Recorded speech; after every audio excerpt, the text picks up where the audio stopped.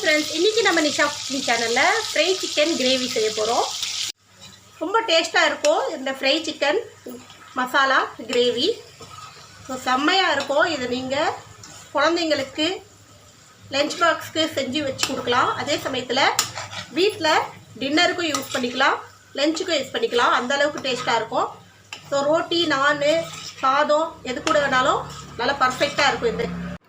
இதே போல் நல்ல அருமையான ஃப்ரை சிக்கன் கிரேவியை நீங்களும் ட்ரை பண்ணி பாருங்கள். இதோட சுவையை நீங்கள் எதாலேயும் அடிச்சிக்க முடியாது, அந்த அளவுக்கு டேஸ்ட்டாக இருக்கும்.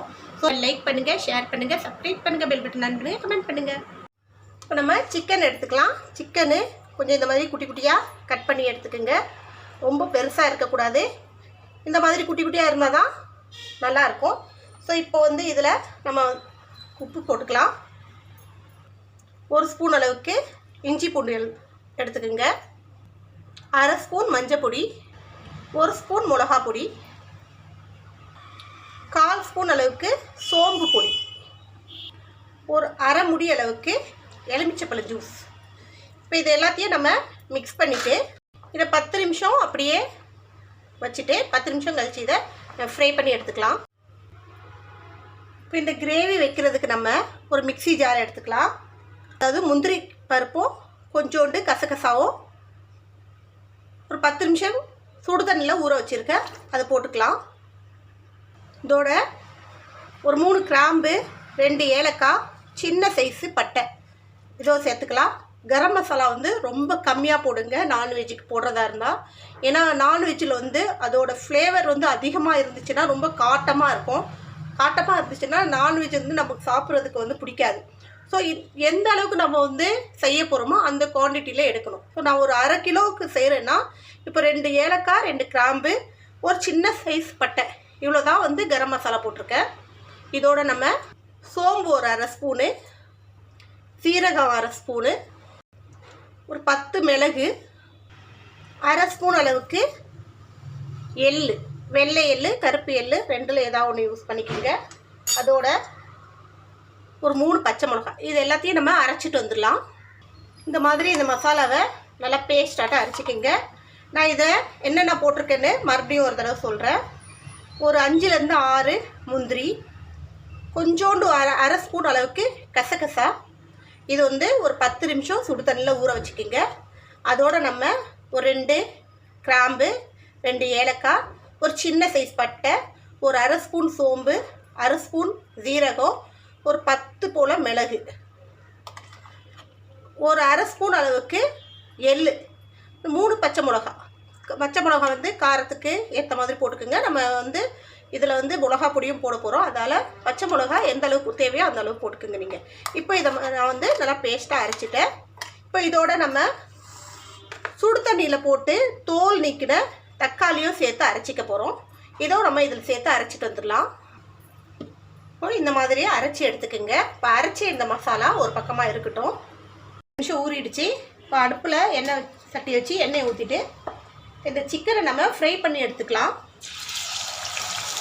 ஸோ நல்லா டீப்பாக நல்லா ஃப்ரை பண்ண தேவையில்லை. சும்மா லைட்டாக கொஞ்சம் அது ஒரு 50%, 50% அளவுக்கு ஃப்ரை ஆனால் போதும்.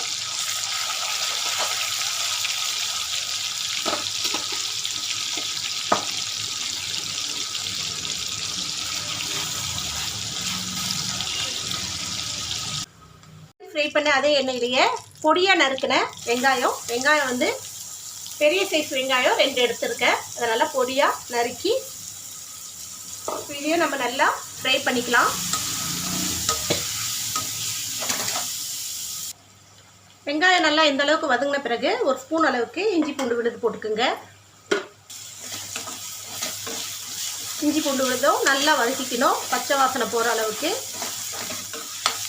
இப்போ இந்த கிரேவிக்கு தேவையான மசாலா போட்டுக்கலாம். ஒரு 1/2 ஸ்பூன் மஞ்சள் பொடி போட்டுக்கோங்க, 1 ஸ்பூன் அளவுக்கு மிளகா பொடி போட்டுக்கோங்க, 1 ஸ்பூன் அளவுக்கு தனியா பொடி போட்டுக்கோங்க. அடுப்பை கொஞ்சம் சிம்மில் வச்சு இந்த மசாலாவை கொஞ்சம் பச்சை வாசனை போகிற அளவுக்கு வதக்கிக்கலாம். மசாலா அடி பிடிச்சிடாமல் தீஞ்சிடாமல் பார்த்துக்கோங்க. இப்போ இதில் நம்ம ஃப்ரை பண்ணி வச்சுருக்கிற சிக்கன் போட்டுக்கலாம். இந்த சிக்கனை இந்த மசாலாவோட சேர்த்து கொஞ்ச நேரம் ஒரு 2 நிமிஷம் வதக்கிக்கலாம். இதை ஏற்கனவே நம்ம வந்து ஒரு 50% வரைக்கும் இந்த சிக்கனை வேக வச்சுருக்கோம், ஃப்ரை பண்ணியிருக்கோம். இது 2 நிமிஷம் வதக்கின பிறகு நம்ம அரைச்சி வச்சுருந்த மசாலா இதில் போட்டுக்கலாம். இப்போ இந்த மசாலா போட்ட பிறகு கூட நம்ம ஒரு 2 நிமிஷம் இதை வதக்கணும். ஏன்னா நம்ம வந்து மசாலா இல்லாமல் பச்சை மசாலா, நம்ம வந்து இதை வறுத்தெல்லாம் இந்த மசாலா எடுக்கலை. இப்போ பச்சையாக எல்லாமே அப்படியே போட்டதால் கொஞ்சம் நேரம் ஒரு 2 நிமிஷம் வரைக்கும் இந்த மசாலா அரைச்ச மசாலாவோட இந்த சிக்கனும் நல்லா வந்து வதக்கிக்கலாம்.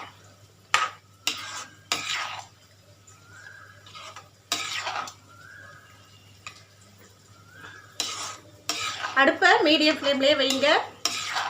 மசாலா வந்து டக்குன்னு அடி பிடிச்சிடும். நான் முந்திரி இதெல்லாம் வந்து சீக்கிரமாக அடியில் போய் பிடிக்கக்கூடிய பொருட்கள். நம்ம கொஞ்சம் சால்ட்டாக விட்டால் கூட டக்குன்னு அடி பிடிச்சிக்கும். ஸோ அடுப்பை கொஞ்சம் மீடியம்லேயே வச்சுக்கிங்க. அடுப்பை மீடியமில் வச்சுட்டு கொஞ்சம் நல்லா வதக்கிக்கிங்க. இப்போ இதில் நம்ம இதுக்கு தேவையான அளவு உப்பு போட்டுக்கலாம்.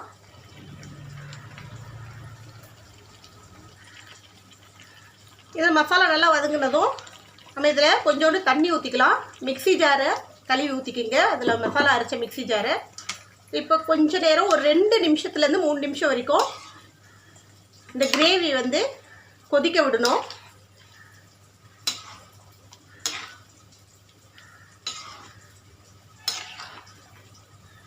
இப்போ இதை மூடி ஒரு 2 நிமிஷம் மீடியம் ஃப்ளேமில் கொதிக்க விடுவோம்.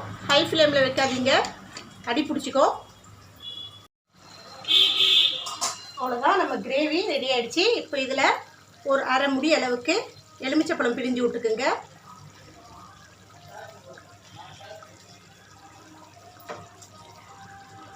மேலே கொஞ்சோண்டு கொத்தமல்லி தலையை போட்டு விட்டோன்னா சூப்பரான அருமையான இந்த கிரேவி நீங்கள் சாதத்துக்கு மட்டும் இல்லாமல் இட்லி, தோசை, சப்பாத்தி, நான் எதுக்கு வேணாலும் சைட் டிஷ்ஷாக எடுத்துக்கலாம். குழந்தைங்களுக்கு ஸ்கூலுக்கு டிஃபன் பாக்ஸ் கூட வச்சு கொடுக்கலாம். அவ்வளோ டேஸ்ட்டாக இருக்கும். நல்லா அருமையான இந்த கிரேவி நீங்களும் ஒரு தடவை ட்ரை பண்ணி பாருங்கள். ரெசிபியோடு உங்களை சந்திக்க வரை உங்களோட விடைபெறுவது உங்கள் நிஷா. எங்கள் சேனல் லாஸ்ட் வரைக்கும் பார்த்தவங்க அனைவருக்கும் மிக்க நன்றி. பாய்.